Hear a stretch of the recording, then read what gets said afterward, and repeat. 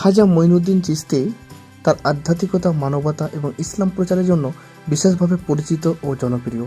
তিনি ছিলেন সুফি ধারার একজন অন্যতম প্রধান ব্যক্তিত্ব এবং তার শিক্ষা ও কাজ মানুষের হৃদয়ে গভীরভাবে প্রভাব ফেলেছিল। তার জনপ্রিয়তার মূল কারণগুলি হলো মানবতার বার্তা। খাজা মঈনুদ্দিন চিশতি সবসময় মানবতাকে অগ্রাধিকার দিয়েছেন।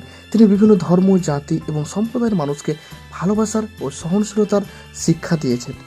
গরিব দুঃখীদের প্রতি দয়া। তিনি দরিদ্র, নিপীড়িত এবং অবহেলিত মানুষের সেবা করতেন।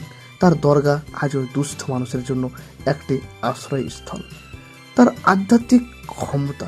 সুফি হিসেবে তার আধ্যাত্মিক ক্ষমতার কথা বহু মানুষ বিশ্বাস করে। তার অলৌকিক কর্মকাণ্ডের নানা গল্প তার ভক্তদের মধ্যে ছড়িয়ে আছে।